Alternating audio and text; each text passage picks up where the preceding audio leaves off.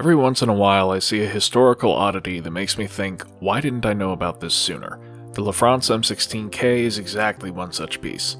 Welcome to Explosive Enterprises, and today we're showing off our rendition of the LaFrance M16K, but we'll also be talking about its background, how we built it, its practicality for Airsoft, and how to build one for yourself. So to start with, LaFrance Specialties is the business of Tim LaFrance, an armorer who worked in Hollywood, built bespoke products for law enforcement, and, allegedly, supplied arms to the Contras in Nicaragua. His work included custom carbines, submachine guns, suppressors, and parts for the commercial and law enforcement markets. The M16K was one such product, designed in 1982 and intended for vehicle crews and law enforcement in need of a carbine-firing intermediate caliber ammunition but in the form factor of a compact submachine gun, particularly for firing out of moving vehicles. Highly specific use case aside, it's pretty much the modern SBR craze about 30 years early. The M16K had an 8-inch barrel in an era where getting the AR-15 to run reliably with even a 10.5-inch barrel was dicey.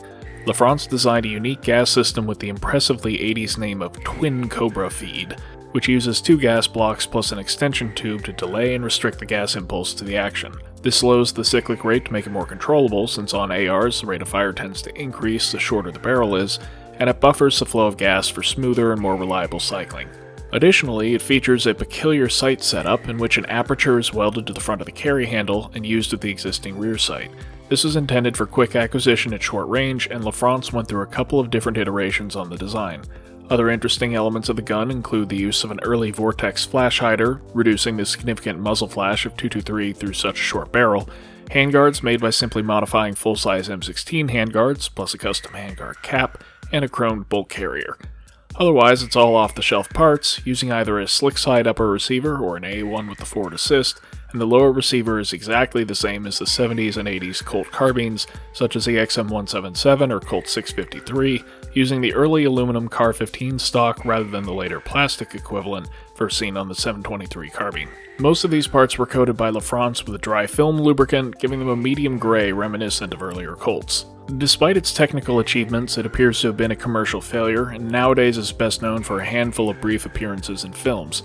It was Snake Plissken's core burner in Escape from LA, Leslie Nielsen used it to gun down disgruntled postal workers in The Naked Gun 33 1/3, and it showed up to look cool on Miami Vice, and that's really it.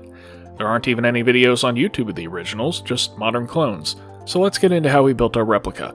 As with our Colt LMG build, this is based on a Vipertech rifle, but in this case an M16A1. At the very front of the gun we have an old-style Young Manufacturing Vortex flash hider. Modern copies like the Smith Enterprises version have twisting tines, but the original LaFrance guns use the old straight tine version. Immediately behind this flash hider is the unique handguard retaining cap. This doesn't match any existing off-the-shelf product, but it has to be tough enough to survive being used as a sling attachment point, so we designed a CAD model and then used Shapeways to print it. It just slips over the muzzle threading and is sandwiched between the flash hider and the front gas block, which holds it securely. If you're interested in getting one for yourself, we'll talk a bit about that later. Moving on, the handguards are standard M16 handguards that have been cut down to 6.75 inches long. On the underside, a series of additional cooling slots have been cut out. Removing the handguard exposes the barrel, which is a Vipertech 8-inch pistol barrel, and the mock gas system.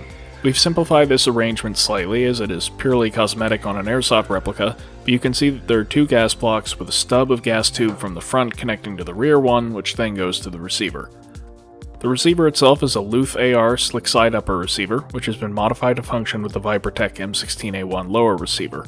Both the upper and lower have been refinished with Norel's moly resin and Colt grayish black flat, which is a pretty good match for the dry film lubricant that LaFrance used. That brings us to the carry handle and its unique sighting arrangement.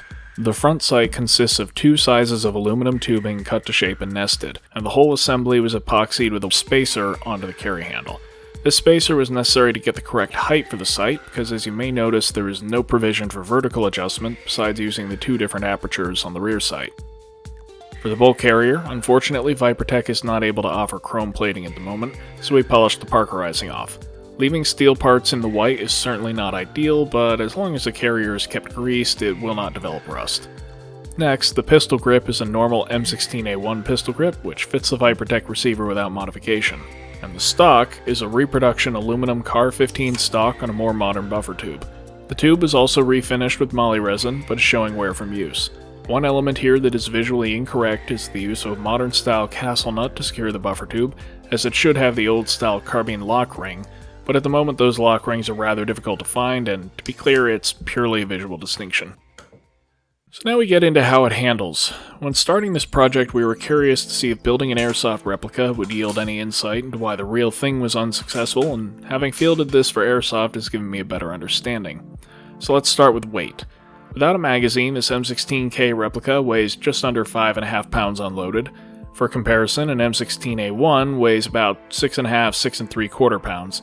Despite having a much shorter barrel, the use of multiple gas blocks combined with a solid steel handguard cap offsets much of the weight savings that comes from the short barrel, and the aluminum CAR-15 stock is substantially heavier than a plastic M16 stock. Overall, it's much better balanced than an M16, but not a whole lot lighter, nor is it lighter than typical submachine guns of the 80s. Additionally, while this might sound obvious, it still does have the overall footprint of an AR. With the stock fully collapsed, it has an overall length of 25 inches, whereas a folded Uzi, not exactly a small gun by modern standards, is 18.5 inches long. So it's not concealable like a compact submachine gun, or even practical to carry in a briefcase like Secret Service. It won't even fit in a normal-sized backpack without separating the upper and lower. So functionally, this is a commando carbine like the XM177 or Colt 733, just a bit shorter, better gassed, and with that peculiar sighting system. It feels strange to not have a front sight blade, but it's fairly intuitive to center the target in the apertures, and that works fine inside of 25 yards or so under normal lighting conditions. With dim indoor lighting though, I found myself occasionally misaligning the sights without realizing it, because when I was focusing on the target, the apertures turned into a fuzzy mess. Later, LaFrance designs used a more conventional front sight arrangement, so it appears that this system wasn't particularly well received. So overall, the gun has the sort of suboptimal short-range sighting compromises that I would expect from a machine pistol or compact submachine gun, but in a form factor more akin to an intermediate caliber carbine, and with a barrel short enough that it loses much of the ballistic potential of its cartridge. When this was made, it was a long ways off from 300 Blackout and other 223 derivative cartridges that can make the most of a short barrel. So, can we actually make this practical? Well, it turns out a little tasteful modernization goes a long way. First, I should point out that the original carbine buffer tubes only had two positions, fully collapsed and fully extended with the same length of pull as an M16A1. With a more modern buffer tube, we can set the length of pull fairly short, bringing it in closer to the body. This reduces the overall length and makes it easier to maneuver with than something like an Uzi or collapsing stock MP5 where the length of pull is fixed, either open or closed. Second, as interesting as the original sighting system is, we're going to render it unusable by attaching a red dot to the carry handle. Now we certainly could use an era-appropriate vintage aimpoint, but in the spirit of maximum compactness, we'll instead go with a SIG Romeo 5 on a clay Zion micro dot mount. This simple, no-frills red dot solution is universally more effective than the irons, allows for the heads-up shooting posture that is all the rage, and in the event that the optic fails in a tactical SHTF-WRL EOTW-WKI situation, the original sights are still usable underneath. Those two simple changes make this gun a lot more practical, and now we start to get into airsoft performance.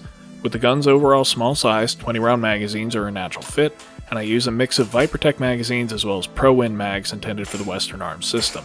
Compared to gas blowback submachine guns, the larger gas reservoirs of 5.56 mags give the gun better resistance to cooldown and substantially better cold weather performance, and each mag can do over 100 shots on semi-auto before running out of gas.